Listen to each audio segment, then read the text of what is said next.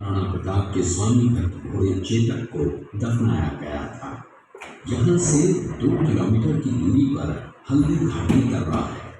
इस दर्रे की विशेषता है कि यहाँ की प्राकृतिक मिट्टी व पत्थरों का रंग हल्दी जैसे पीले रंग का है। इस दर्रे के चारों तरफ महाराणा प्रताप की भील आदिवासी सेना राणा कुंजा के नेतृत्व में तैनात थी। ये सेना तीर, भाले, पत्थर चलाने में कुशल थी।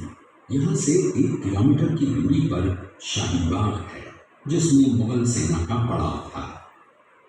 मुगल सेना 18 जून 1576 ईस्वी को प्रातः सूर्योदय के साथ मेवाड़ की राजधानी गोविंदा की तरफ आगे बढ़ने लगी तो उन पर महाराणा प्रताप की सेनाओं ने आक्रमण किया और उनसे गोरिल्ला पद्धति से युद्ध किया।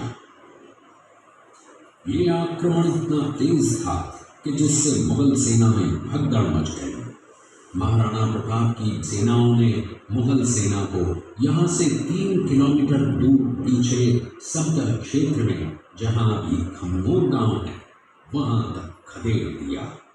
इसी खमनोर गांव के पास बनास नदी के पास समतल मैदान में 7 घंटे का भयानक युद्ध हुआ।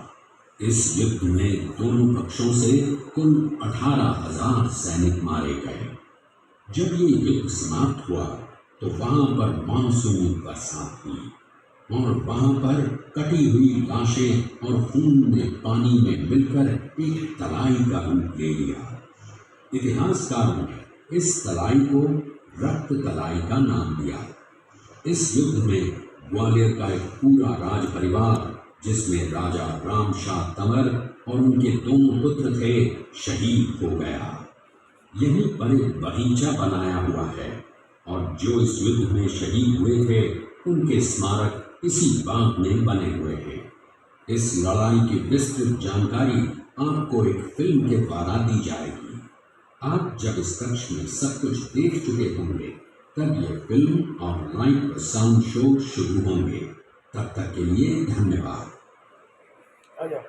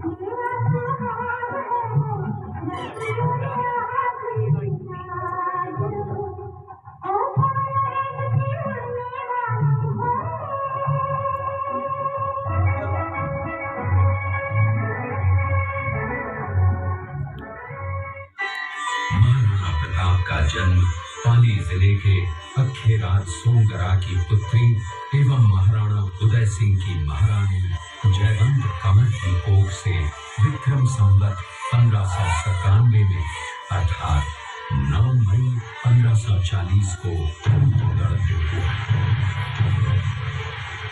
बाल्यकाल चित्तौड़गढ़ में गुजरा। सन 1567 में अकबर ने जब चित्तौड़गढ़ पर आक्रमण किया तो मेवाड़ के प्रमुख सरदारों और सेना नायकों के आग्रह पर महाराणा उदय सिंह ने चित्तौड़गढ़ छोड़ दिया। अपने देश, कुल, गौरव और मातृभूमि की मर्यादा के लिए प्राण न्योछावर करने वाले योद्धाओं और ललनाओं से प्रताप ने न केवल सीख ली बल्कि ये घटना उनके जीवन का आधार बन गई। फरवरी 1572 को महाराणा उदय सिंह का देहांत हुआ। प्रताप की ज्येष्ठता और योग्यता को ध्यान में रखते हुए सरदारों ने उनको राजगद्दी पर आसीन किया। होली के दिन उनका गोविंदा में राज तिलक हुआ। उस समय तक लगभग सभी राजाओं ने अकबर की यह वीरता स्वीकार कर ली थी। एकमात्र महाराणा प्रताप ने अपना मस्तक अकबर के आगे नहीं झुकाया। प्रताप मुगलों से लोहा लेने की तैयारी में जी जान से जुट गए। 18 जून 1576 की सुबह हल्दी घाटी और खमनोर के मध्य एक मैदान में ऐतिहासिक युद्ध हुआ। महाराणा प्रताप की सेना गोगुंदा से हल्दी घाटी पहुंची, जबकि सेनापति मानसिंह के नेतृत्व में मुगल सेना ने हल्दी घाटी के ठीक नीचे मैदान में अपना मोर्चा जमाया।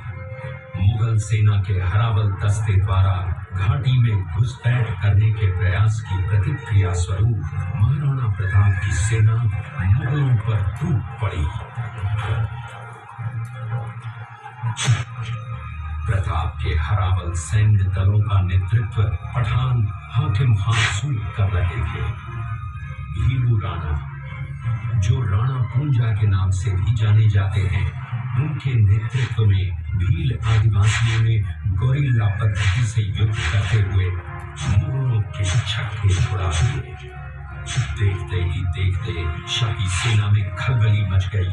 रक्त तलाई घोड़ों की टापों, हाथियों की चमगादड़ों और तलवारों की झनकारों से गूंज उठी।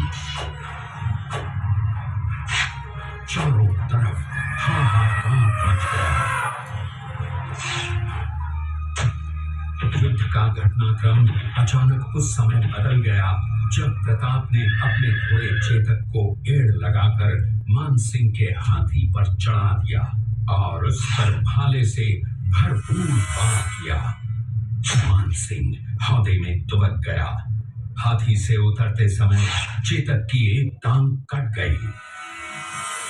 इस स्थिति को भांपकर महाराणा प्रताप के हमशक्ल सेनापति झालामान ने महाराणा प्रताप से आज्ञा लेकर उनका राजमुकुट धारण किया। मुगल सेना झालामान को महाराणा प्रताप समझकर उन पर टूट पड़ी और झालामान शहीद हो गए।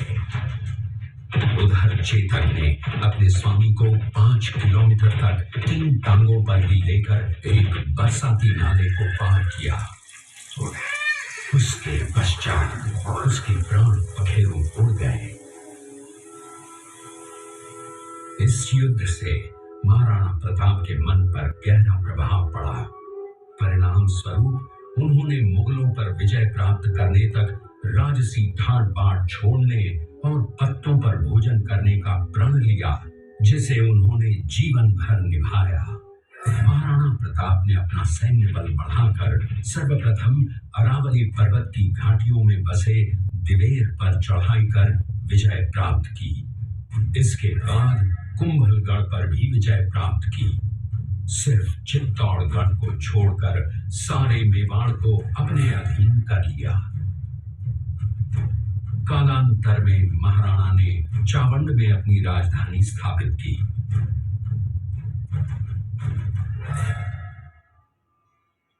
19 जनवरी 1597 को राणा प्रताप ने मात्र 57 वर्ष की आयु में इस संसार से प्रयाण किया।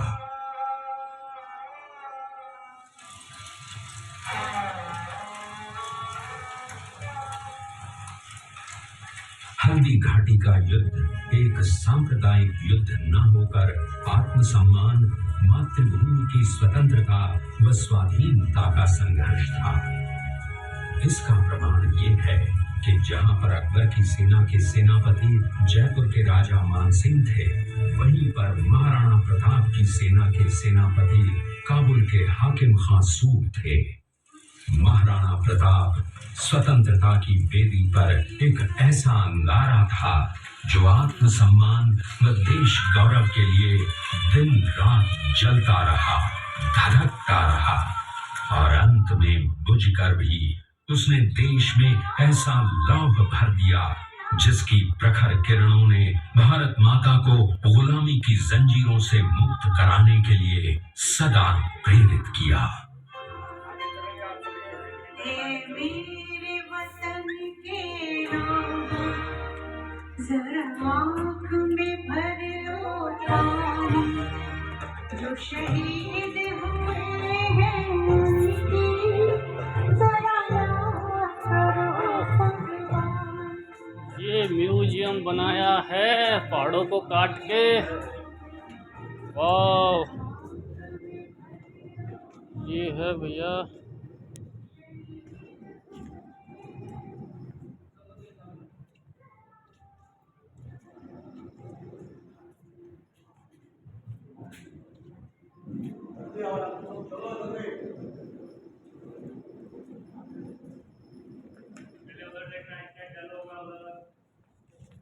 यहाँ से स्टार्ट करता है।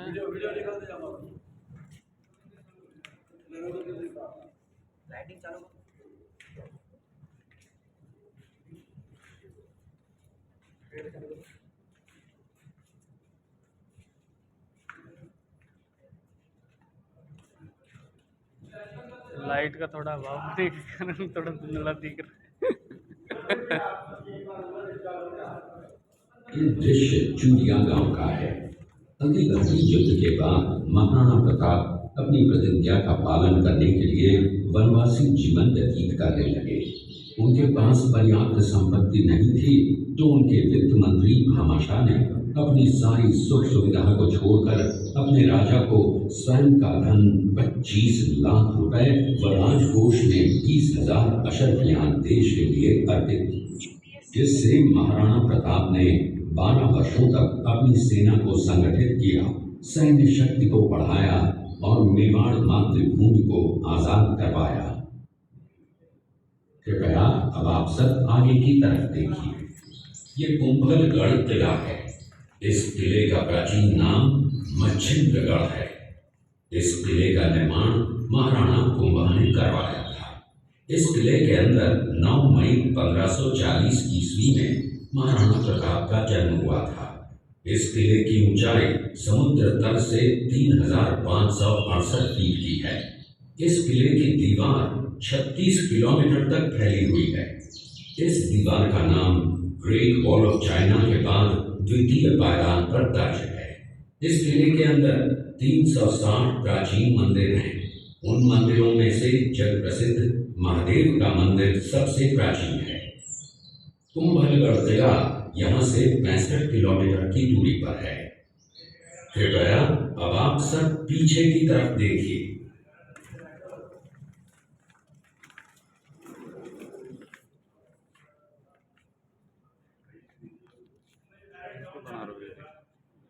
काट काट सारे बनाना।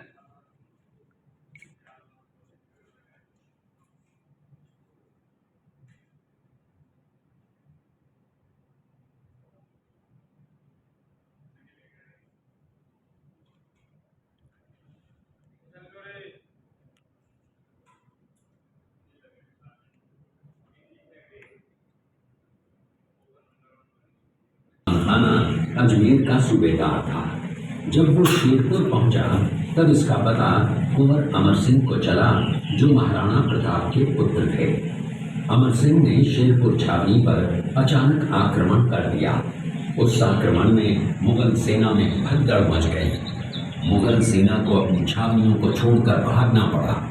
छावनियों के अंदर से लूटा हुआ माल व अब्दुल रहीम खान खाना, जिसकी बेगम आनी खान को बंदी बनाकर महाराणा प्रताप के सामने पेश किया गया। तब अमर सिंह पर महाराणा प्रताप क्रोधित हुए और कहा, जहां से इस नारी को बंदी बनाकर लाए हो, इसे पुनः ससम्मान लौटा कर आओ। महाराणा प्रताप ने कहा, हमें नारी से कोई दुश्मनी नहीं है, हमें तो देश विद्रोहियों से दुश्मनी है, जिन्होंने चारों तरफ आतंक फैलाया है। महाराणा प्रताप के आदेश का पालन करते हुए कुंवर अमर सिंह ने उस मुगल नारी को ससम्मान छावनी तक पहुंचाया। इस प्रकार महाराणा प्रताप ने अपने क्षत्रिय राजपूत धर्म का पालन किया और पराई स्त्रियों को मां, बेटी और बहन का दर्जा दिया। ये है महाराणा प्रताप का चरित्र और नैतिक उदारता का परिचय। ये देखते हुए सभी अतिथि आगे की तरफ चले।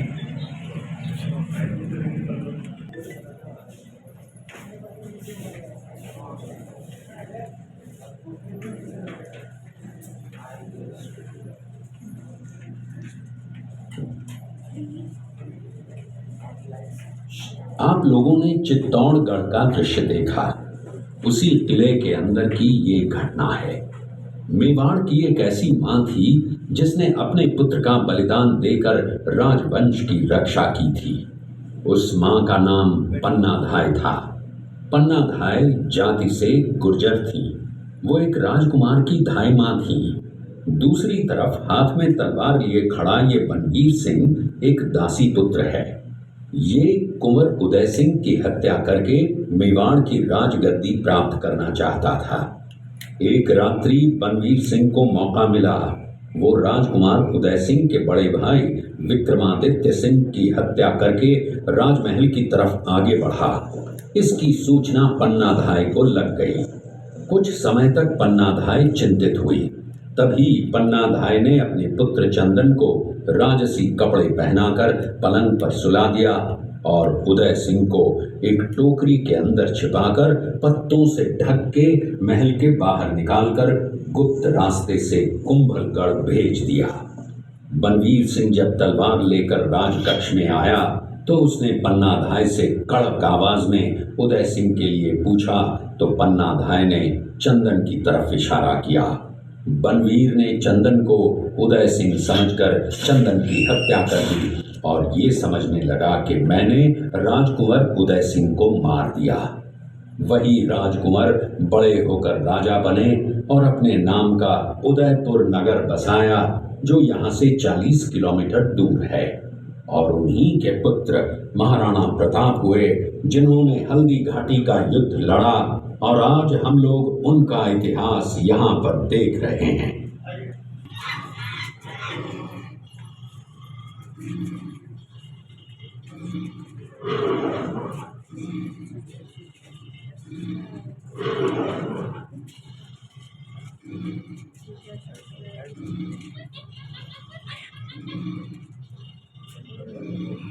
ये घटना महाराणा प्रताप की वीरता को दर्शाती है। एक समय नरभक्षी बाघ का आतंक छाया हुआ। महाराणा प्रताप ने उस बाघ का शिकार कर उस बाघ को मार डाला। ये घटना महाराणा प्रताप की वीरता की प्रतीक है। कृपया अब आप सब पीछे की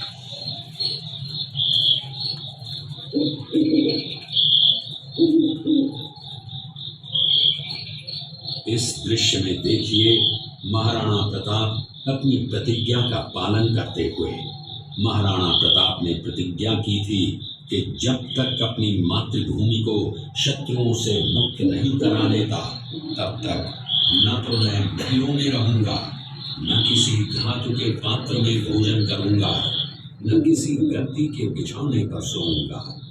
पत्ते ही भोजन के पात्र होंगे, जमीन ही बिछौना होगा। इस प्रतिज्ञा का पालन उन्होंने 21 वर्षों तक जंगलों में रहकर किया। इस दृश्य में देखिए महाराणा प्रताप वृक्ष के नीचे बैठकर पत्तों पर खाना खाते हुए।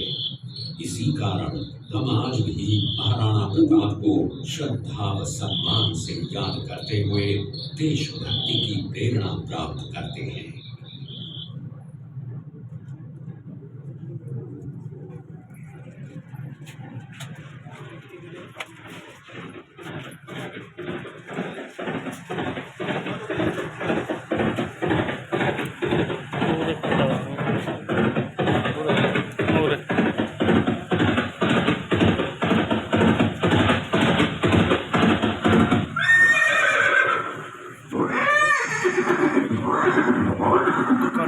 ये दृश्य महाराणा प्रताप और सुविख्यात स्वामी भक्त घोड़े चेतक के अंतिम मिलन का है।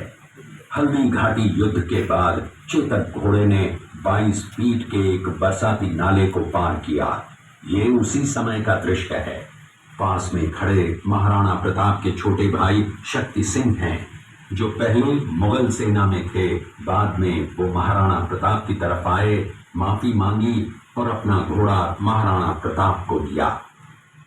ये देखते हुए सभी अतिथि आगे की तरफ चले।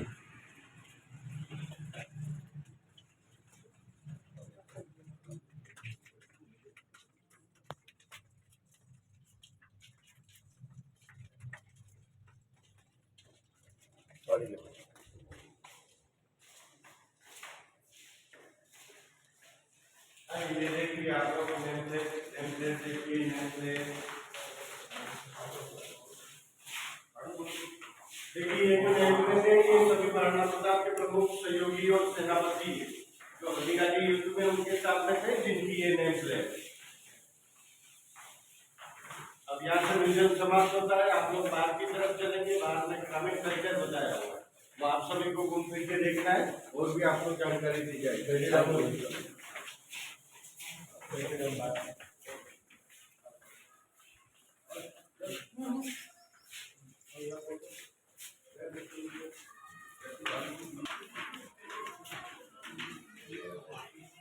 आने का प्लान है। हल्दीघाटी में जो गुलाब की खेती होती है वो पूरे वर्ष में 1 महीना ही फूल आता है। हिंदी महीने से चैत्र, इंग्लिश से मार्च अप्रैल। इस टैंक के अंदर 10,000 फूल 25 लीटर पानी डालकर नीचे आग जलाते हैं। इसकी भाप स्टीम जो बूंद बूंद करके पीछे कोपर के बर्तन में इकट्ठा होता है। गुलाब जल आप लोग आंखों में, पूजा में, मिठाई में, मेकअप में यूज में ले सकते हैं। दूसरा होता है गुलकंद। गुलाब की पत्ती और मिश्री को सूर्य की रोशनी से तैयार किया जाता है। पेट की गर्मी, मुंह में छाले, गैस, कब्ज, एसिडिटी, गुलाब का शरबत हल्दीघाटी के प्रसिद्ध आइटम है। Organic and natural, sample free. आप लोग आगे आइए, सैंपल फ्री है, टेस्ट करिए, अच्छा लगे तो खरीदिए। आप देखो, आप लोग गुलाब जल, गुलकंद, शरबत हल्दीघाटी का प्रसिद्ध आइटम, सैंपल फ्री।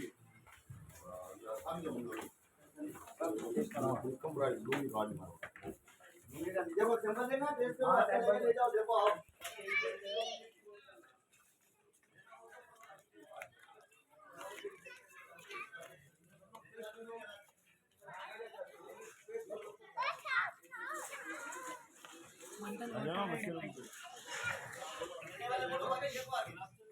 और ये नज्जू भाई हमारे वीडियो बनाते हुए